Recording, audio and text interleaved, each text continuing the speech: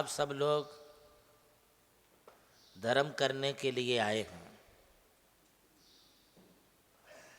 धर्म सीखने के लिए भी आए हैं और धर्म के फल को पाने के लिए भी आए हैं। किंतु यह धर्म जरा ध्यान से कीजिएगा, बिना ध्यान के ये आपको धर्म का फल प्राप्त नहीं होगा। धर्म करने से फल प्राप्त होता है, किंतु धर्म ध्यान पूर्वक करना चाहिए। इसलिए तो इसको धर्म ध्यान कहा है। धर्म मंदिर में करते हैं और ध्यान कहीं दूसरी तरफ रखते हैं। धर्म का शास्त्र लेके बैठते हैं और ध्यान कहीं और करते हैं। धर्म के लिए माला पकड़ के बैठते हैं और ध्यान कहीं और रहता है। तो दो अलग अलग हो जाने से ना धर्म रहा ना ध्यान रहा। दोनों को एक करिए, ध्यान पूर्वक धर्म करिए तो धर्म ध्यान हो जाएगा। ध्यान पूर्वक स्वाध्याय करिए तो वो धर्म ध्यान हो जाएगा। ध्यान पूर्वक पूजा करिए तो वो पूजा धर्म ध्यान हो जाएगी। और धर्म पूर्वक माला करिए तो वह माला करना भी तुम्हारे लिए धर्म ध्यान हो जाएगा। तुम शास्त्रों को पढ़ते हो किंतु शास्त्रों के अर्थ को समझ तो नहीं पाते। यदि पूरा अर्थ नहीं भी समझ पाया तो भी तुम्हारे लिए शास्त्र पढ़ने का फल मिलेगा, क्योंकि तुमने ध्यान पूर्वक पढ़ा है। यह आवश्यक और जरूरी नहीं है कि तुम जब दवाई खाते हो तो इसमें क्या क्या कंटेनेंस है, ये आपको मालूम नहीं है। किंतु आपके लिए डॉक्टर ने दवाई लिख कर के दे दी और उस दवाई को आप श्रद्धा रख कर के चलो डॉक्टर ने दी है, दवाई खा ली है। बच्चों को भी अपन कहते बेटा शांति से दवाई खा ले, बेटा शांति से भोजन कर ले। यहाँ शांति का मतलब स्थिरता से है, ध्यान से दवाई ले। बोल भी देते हैं अपने अपने हस्बैंड को कभी कभी, देखो आप बाहर जा रहे हो, दवाई का ध्यान रखना। मतलब दवाई भी तुम्हारे लिए ध्यान से लेनी है, एकाग्रता से लेनी है, बिल्कुल उस पर श्रद्धा रख कर के लेनी है। तो मैं आपको ये कह रहा हूँ कि आप शास्त्र भी पढ़ते हैं, शास्त्र की कई बातें आपको समझ में नहीं भी आती हैं, किंतु आप शास्त्र नहीं भी समझ पा रहे, किंतु ध्यान से तो पढ़ रहे। और ध्यान से पढ़ते समय उसमें बड़े सूक्ष्म तत्व हैं, सिद्धांत हैं।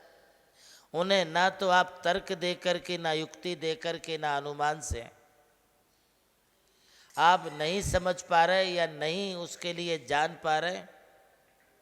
किंतु आप एक काम करिए, सूक्ष्मम जिनोदितम तत्वम हेतुर नहीं वन्यते आज्ञा सिद्धम तो तदग्राह्यम नान्यता वादिनो जिना। जिनेंद्र भगवान ने जो कहा है वो ऐसा ही है, अन्यथा नहीं है। आगम के सामने आपने अपनी तर्क नहीं लगाना। आगम में क्या लिखा है उसे आप तो बस स्वीकार कर लो। घर में तुम्हारे यहाँ कोई तस्वीर लगी रहती है, बाप की लगी रहती है, बाप के बाप अर्थात पिताजी के पिताजी, दादाजी की लगी रहती है। कभी कभी तुम्हारे यहाँ पर परदादा की भी फोटो लगी होंगी। अब बच्चों को मालूम नहीं है ये कौन है, किंतु माँ बताती है बेटा ये तुम्हारे पिताजी की फोटो है, ये तुम्हारे दादाजी की फोटो है, ये तुम्हारे परदादा की फोटो है, ये परदादा की फोटो है।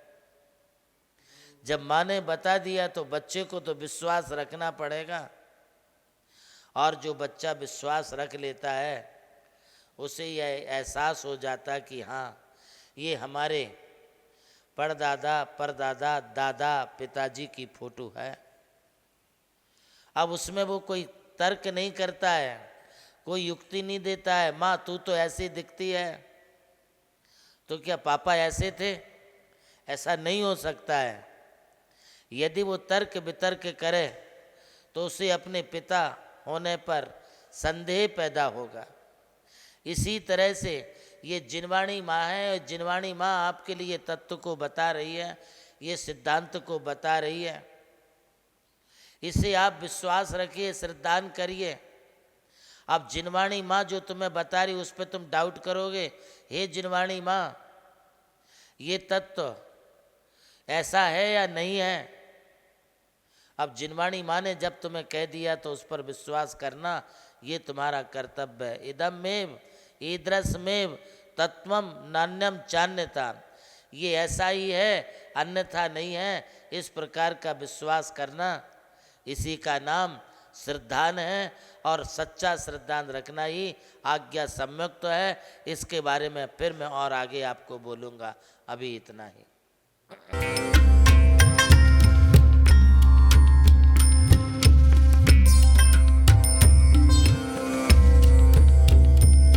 जैन धर्म केवल धर्म नहीं, जन जन का धम है।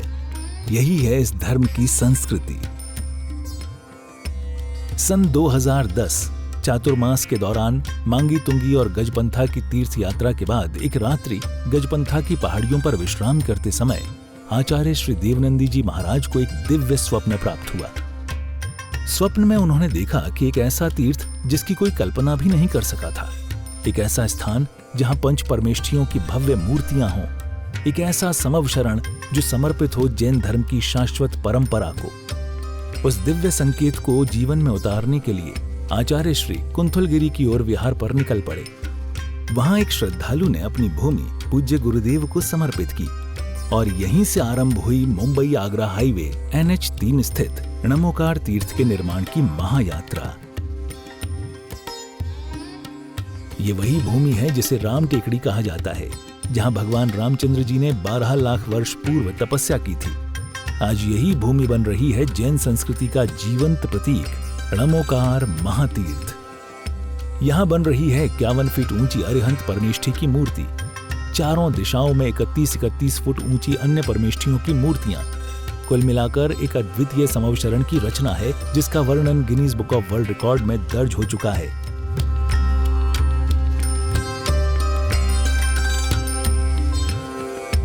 इस भव्य मंदिर जी में स्थापित किए जा रहे हैं 24 तीर्थंकरों के 24 मंदिर, पंचमेरु, नंदीश्वर द्वीप, नवदेवता और 64 रिद्धि मंदिर, सप्तऋषि मंदिर और गोमटेश्वर बाहुबली, संमेद शिखर जी की झलक और क्षेत्रपाल मंदिर। यहाँ पर अब तक 250 से अधिक कमरे निर्मित हो चुके हैं, जिनमें 75 साधु साध्वियों के लिए एवं यात्री निवास आधुनिक सुविधाओं से युक्त है। AC रूम, भोजनशाला, कैंटीन और विशाल गुरु मंदिर। णमोकार तीर्थ का भूमि पूजन 8 फरवरी 2014 को संपन्न किया गया था और आज लगभग 10 लाख स्क्वायर फीट से अधिक निर्माण पूर्ण हो चुका है और अब यह दिव्य तीर्थ अपने चरम आयोजन की ओर अग्रसर है। 2026 में जिन शासन के वरिष्ठतम आचार्य परम पूज्य साधना सम्राट गणाधिपति गणधराचार्य श्री कुंथुसागर जी महाराज के सानिध्य में एवं परम पूज्य प्रज्ञाश्रमण सारस्वताचार्य श्री देवनंदी जी महाराज की प्रेरणा एवं निर्देशन में 400 से अधिक साधुओं की उपस्थिति में आगामी 6 से 13 फरवरी 2026 में णमोकार तीर्थ का भव्याति भव्य अंतर्राष्ट्रीय पंच कल्याणक प्रतिष्ठा एवं महामस्तकाभिषेक महोत्सव का आयोजन होने जा रहा है। खुल रहा है पुण्य का द्वार, जो करेगा भव पार।